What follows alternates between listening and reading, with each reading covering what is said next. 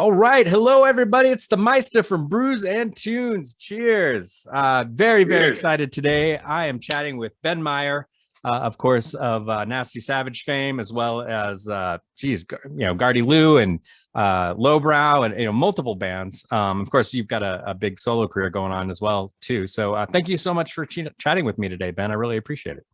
Hey, what a pleasure. Thanks a lot for having me. Yeah. How you been? How are things going right now? Doing pretty good. Just glad to be alive nowadays. Yeah. Man, I'm grateful to still be playing music. I keep playing and learning new songs, and just love what I do. Nice.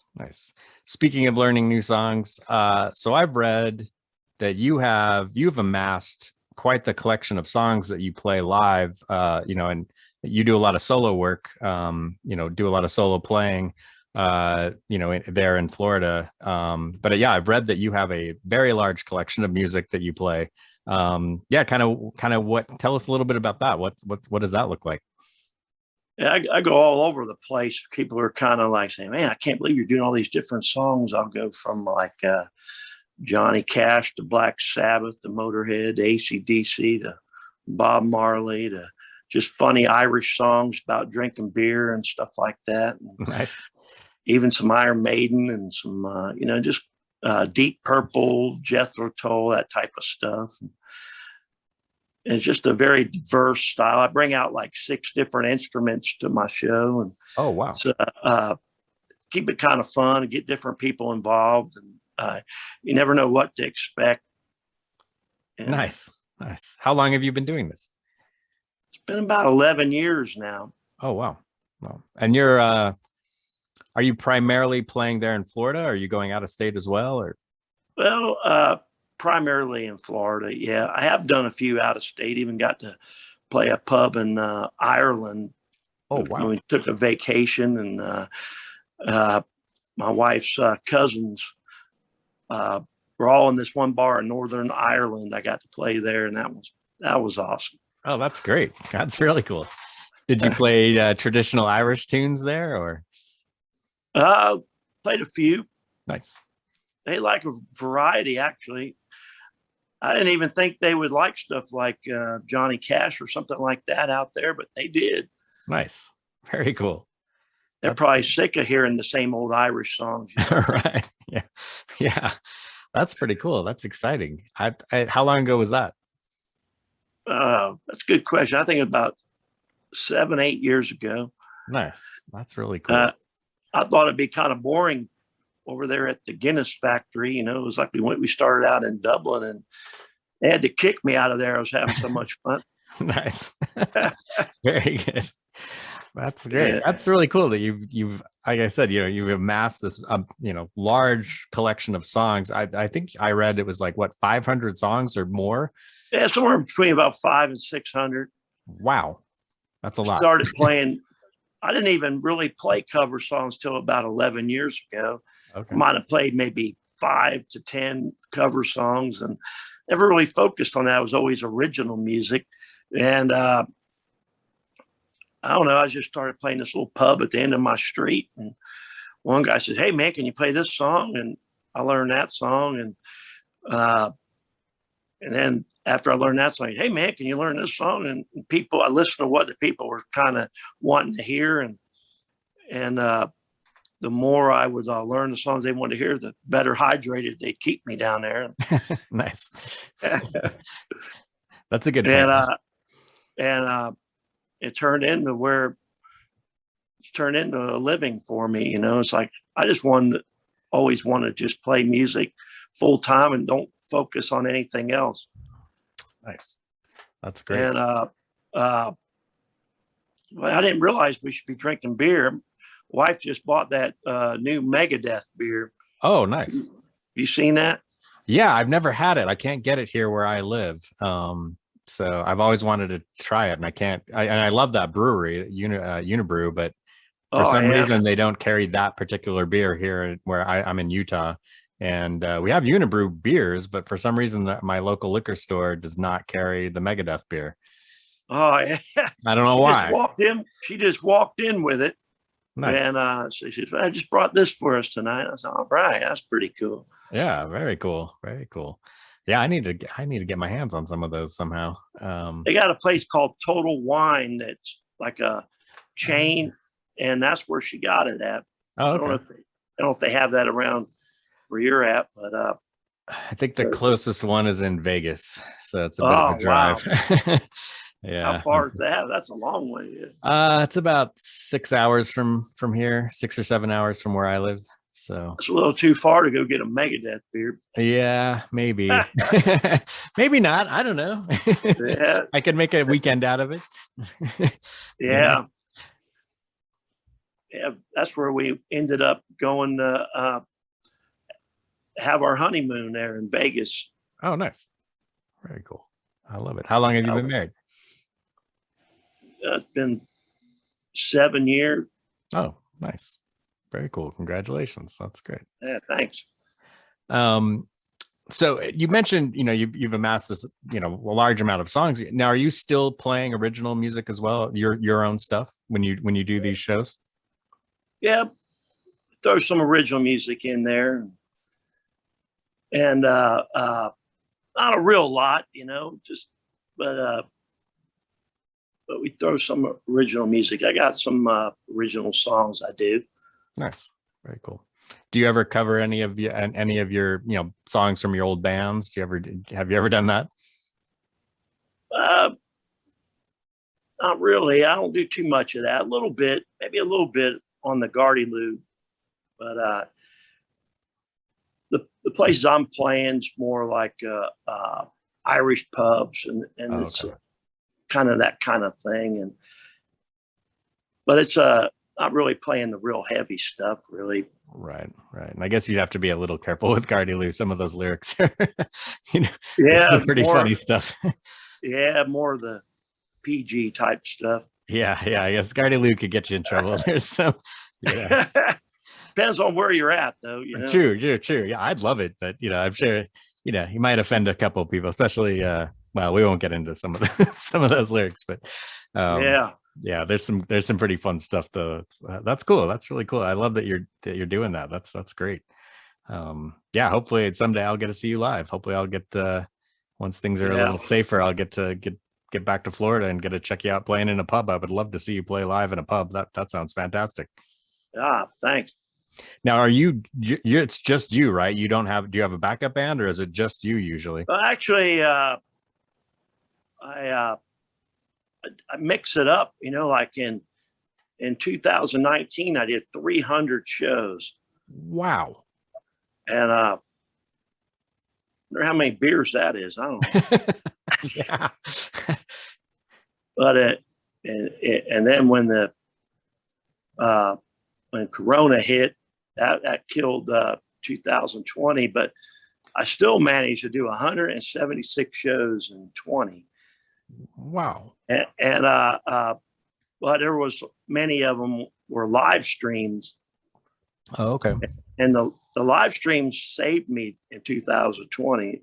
Like being able to, it was kind of neat. I haven't really done that much, but I think I should do it a little more. But yeah, it was kind of an outlet to show, you're limited when you're doing a live audience to the only people in that area. But when you're live stream, you can do it. But I've been so busy just playing that I haven't really had much time for live stream lately.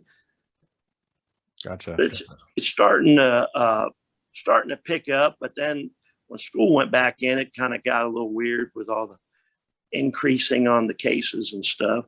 Yeah. That's frustrating, I'm sure, as a musician, trying to, keep playing. And when, luckily things are still open right now. They're not, but I know people have trepidation going. I do too. I get it. I don't go out a lot. If I do, it's small stuff. I think I've seen one show since, in the last, year and a half. It was recently I went to a show, but it's been a long time since I've been to anything. So really, apart from that, I saw Flotsam and Jetsam in a bar. Oh, really? About a month ago in Salt Lake. So what size audience? It was fairly small. I'd say it was on a Monday night, in the middle of a pandemic, but I bet there were, I don't know, maybe 200 people there. It was pretty quiet, pretty Okay. small. I mean, it wasn't quiet. It was a great show. And, and the audience was really into it, but it was, They're a great band. We got to play with them. What is it? The Bang Your Head Festival, or was it? No, Keep It True Festival. That was it. oh, yeah. We got to play with them. I think it was 2007, but they're an awesome band. Yeah. Yeah. I really dig them. They're really fun live and yeah, really high energy. Yeah. Fun to watch live. Great songs. It seems like, they really into it. They enjoyed, bantering with the crowd and, which is always fun. And, which I believe is, similar to kind of what, you like to, from some of the videos I've never seen you live, but I've seen some videos of you playing and you kind of, chat with the crowd a little bit and rock out. Oh yeah. Great. Yeah. Very observant of the crowd. You kind of eyeball them and kind of figure out, kind of adapt to the situation. Right. That's kind of what I do and mess with them or get them, do them whatever they do, just kind of fuel their fire. It's kind of what I do and keep them involved and nice. Keep them coming. I don't think I finished answering your one question. Do you just jam by yourself or with a band? Oh, but yeah. I thought about that. I thought I didn't finish answering that, but one guy just one night said, "Hey man, do you mind if I play with you on the drums?" I'm thinking like, "Oh boy, this could be a disaster," and right. And he did a great job and like on shows that I can have a band, I have a band. Nice. And on shows that you just can't fit them in there or it's too much for the place, I just play by myself. But then there's always people that come along that, like play harmonica or the cajon drum or even got a guy that comes out, he's 82 years old and he plays the sax. Oh, cool. He was in one of those old doo-wop bands called the Charts.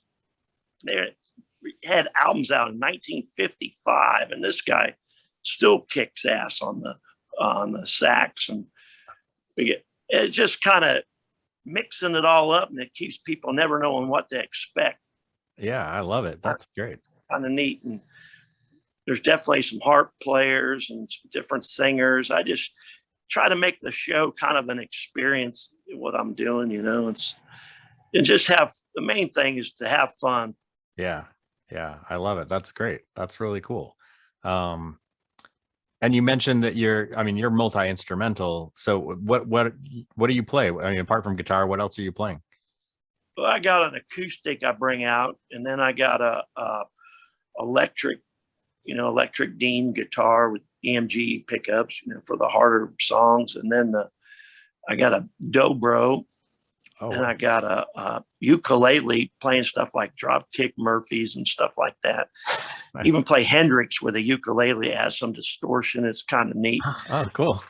And then we got a 1947 lap steel and add distortion to it and go out there in the audience with it. And it's kind of neat. And I think I said them all. I feel like I'm forgetting one. Oh yeah, I got a cigar box. Oh, cool. 4-string cigar box. Play like George Thorogood or some bluesy type stuff with it, and it's kind of neat. Nice raunchy sound, probably. It really does, man. It's got you'd be surprised the sound you get out of it. It's like a real bluesy crunch. It's almost heavy kind of a sound. It's amazing. Really cool. Very cool. Yeah, kind of that old school, like Sun House and probably in that vein, I would guess. Yeah. Very cool. I love that. That's great. That's really cool.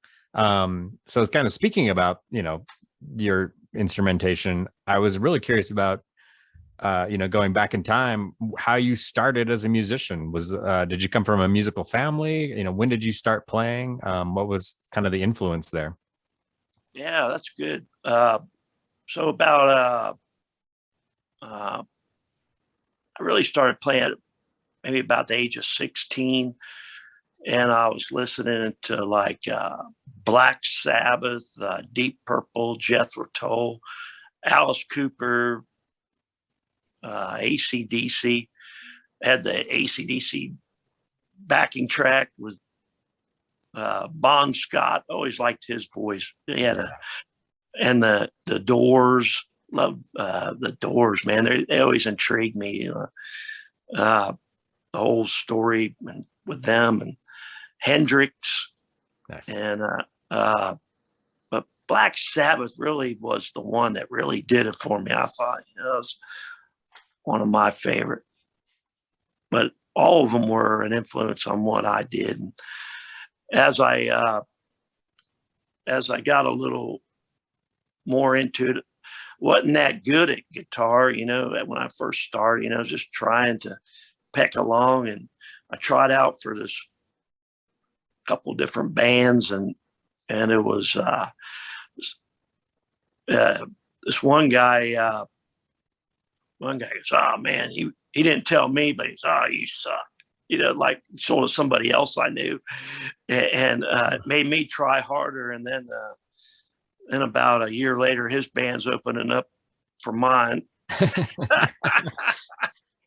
Nice. It kind of made, I went from being like a not very good guitar player to a decent guitar player in less than a year. Wow. And I was working hard at it. Yeah. I was really working hard at it. And I think he irritated me so hard. I said, man, I got to try hard, man. And I did, and it kept me going. I guess after maybe 10 years, you feel like you're safe in your safe zone. And it seems like sometimes you just get kind of lazy and you don't improve as much as you'd like to. And when I started doing what I'm doing now, maybe 11 years ago, it put me in a whole different, people that know me from more of the heavy metal past, they see me doing what I'm doing now. And I go, man, I can't believe you're doing that. So cool how you just evolved as a musician doing different styles. I can still do all the metal stuff, but it was like to go to all different styles of music was very intimidating for me.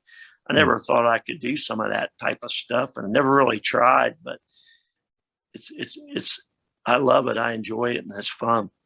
Well, it seems like, I mean, you've always been a really versatile player, you know, at least in the stuff that I've known you for. That's true.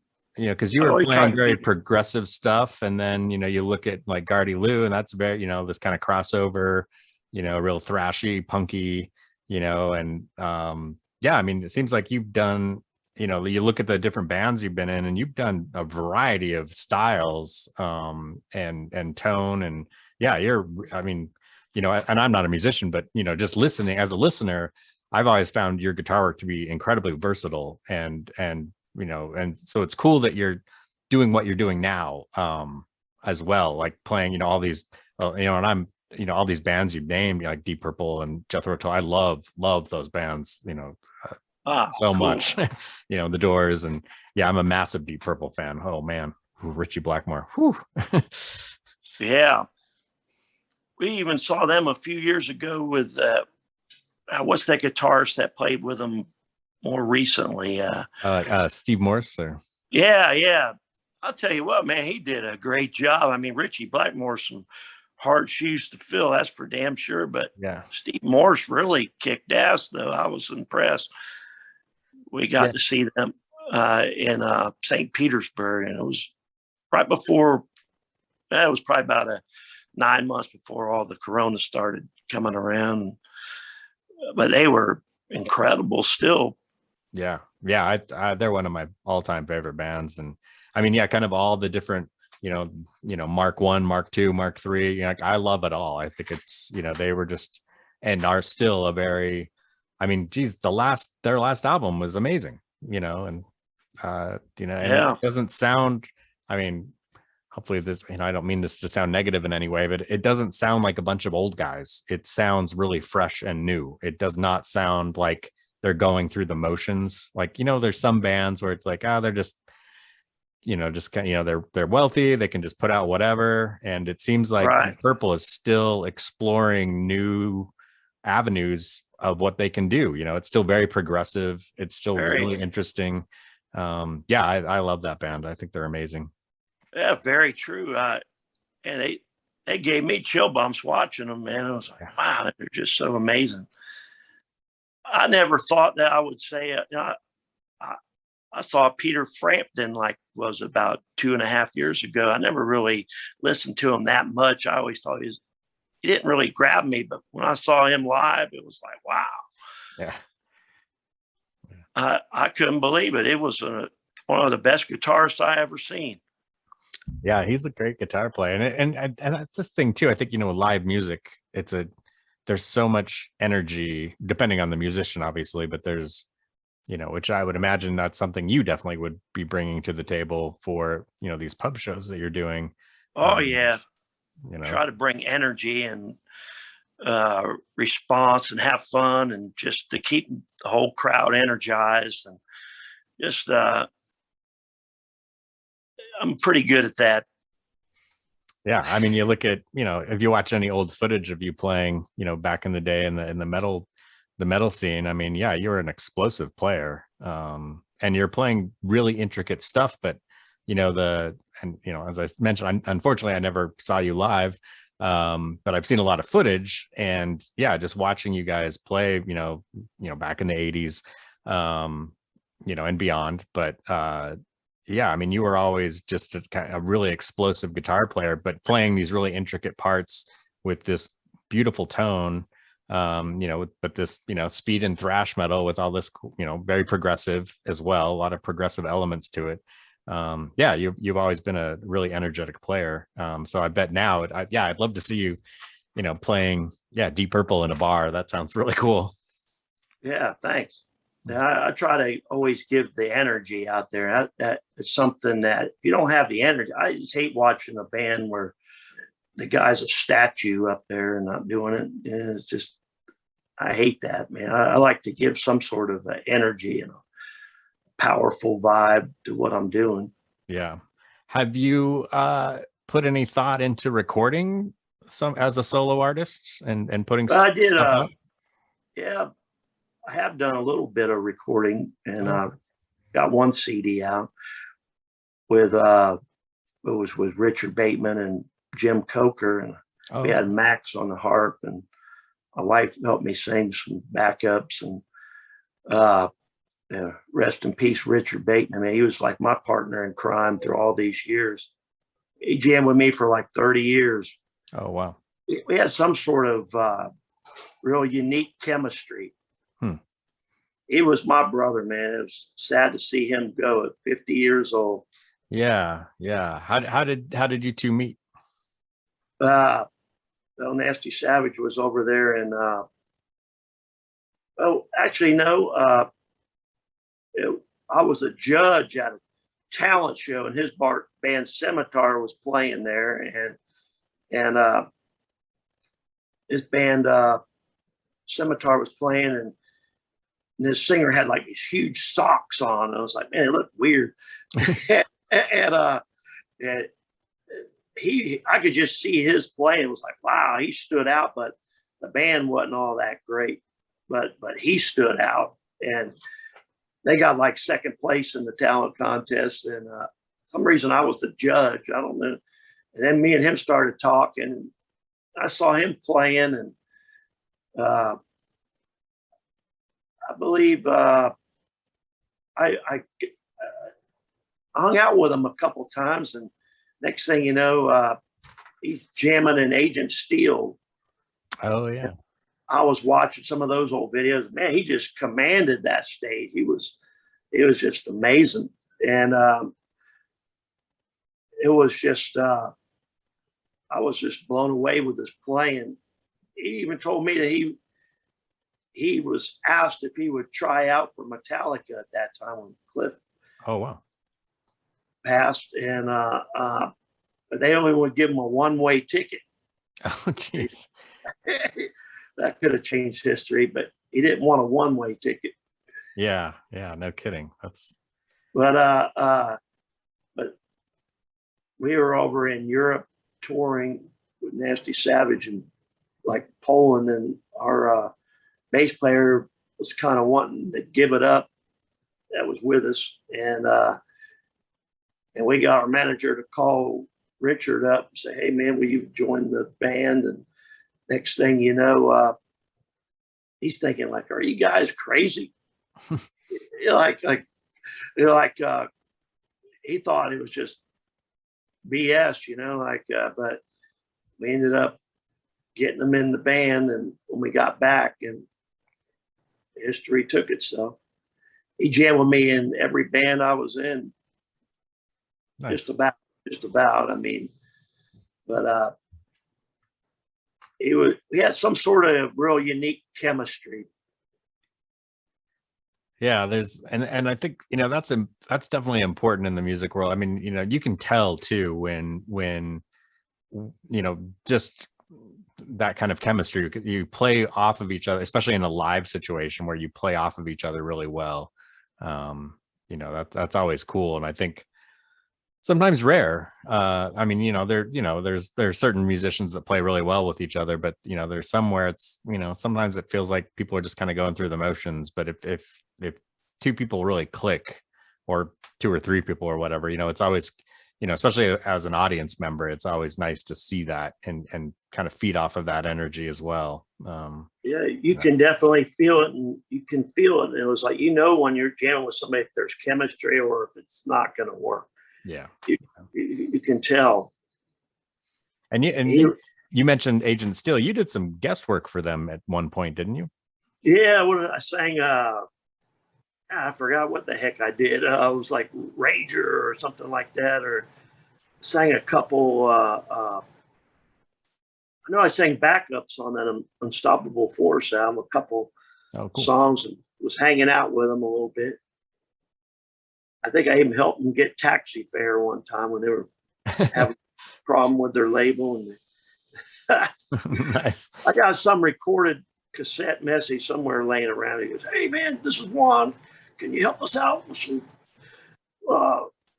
cab fare, man? We're like stranded here at Morrisound. I got, please, man, please." I got some recording like that. I wish I could find that. Yeah, that sounds interesting. I'd love to hear that. That's great. That's funny.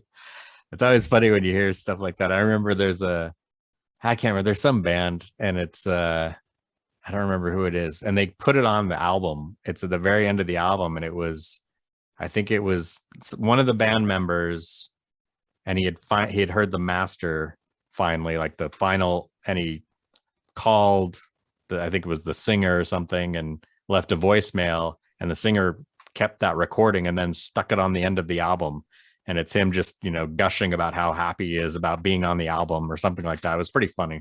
That's cool. Yeah, but I don't know, I love that kind of stuff, that kind of that history of rock and roll, those kind of little kind of interesting moments that a lot of people don't know about. I find that fascinating.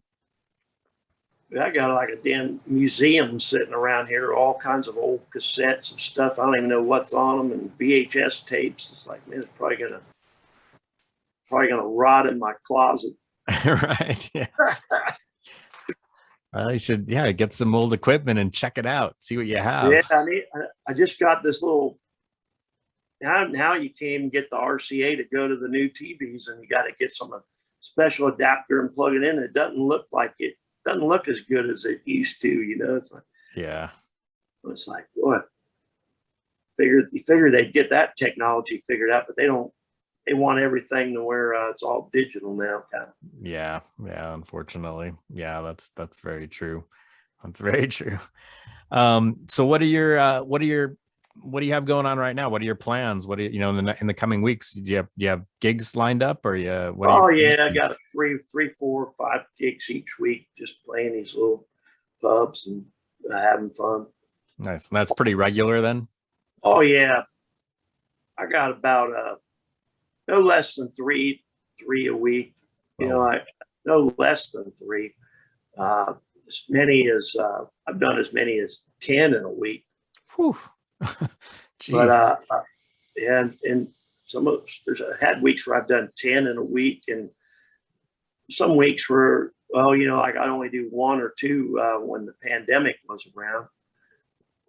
Right. Maybe just once a week when I would do it. But when everybody was stranded at home, it was kind of a cool thing to do. I don't know how well to do right now, but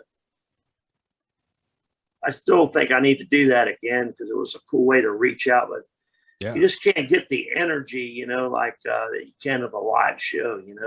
Yeah, that's true. Yeah, I would imagine that's, you're just playing to a camera. It's got to be a little bizarre playing to a computer, and you can't hear. I mean, you finish the song and there's no applause.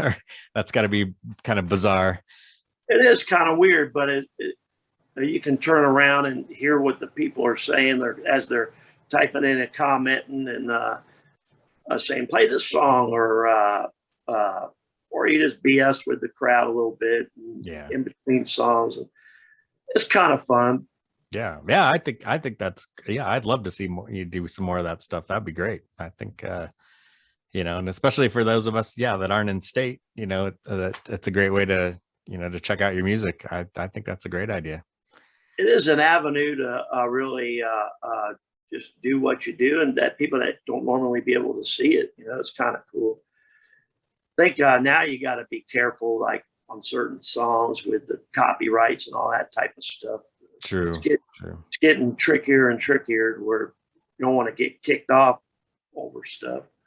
Yeah, I didn't think about that. Yeah, if you're playing it and you're making money on a live stream, the licensing, I didn't, because playing in a bar versus World Wide Web, that's a different ball game. Like on some of those things, I use tracks, and I don't think that they appreciate you doing the tracks, and you can get in trouble for that, I believe. I'm not sure, but But if you just play like guitar and sing, I don't think you're going to get in trouble. But if you're jamming along with a Deep Purple album, it might take it off, or you might get in trouble. Yeah, that makes sense. Yeah, that makes sense. I can understand that for sure. Okay. But it's really complicated on how what you can do and what you can't do. So that's why one reason I haven't done too much of it. Yeah. Understandable. Well, Ben, I don't want to keep you all night, but I do have one last question for you. This is the question I always ask everybody. My blog is Brews and Tunes, so I pair metal and hard rock albums with craft beer. So it's, say it's a Friday night, you get home from playing a gig. What beer do you crack open and what album do you spin? Wow, that's a good question. Well, I would say Black Sabbath, Masters of Reality. Oh, great album. That one just gives me chill bumps, man. That is a great album. And I love the beer, man. I like a lot of different types of beers, so that's a tough one there. But that High Life, I really like that High Life. Oh yeah, you can get one good High Life and you're good. Yeah, they got some pretty high alcohol content. Or the good Guinness, man. You can't go wrong with a good Guinness. Yeah. I definitely love my beer.